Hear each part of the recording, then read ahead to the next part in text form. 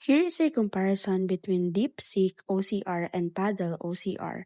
For DeepSeek OCR, it offers a lot of application such as for research, product, legal, and safety.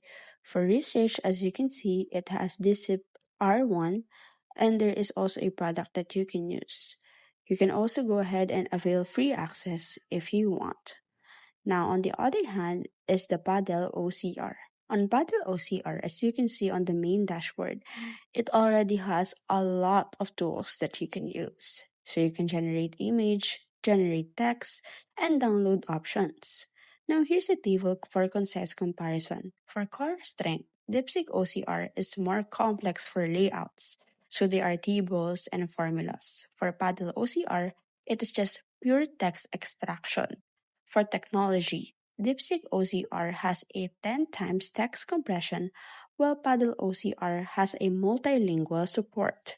For comparative speed, DeepSeek OCR is 2 to 3 times faster, and PaddleOCR is slower than ever models.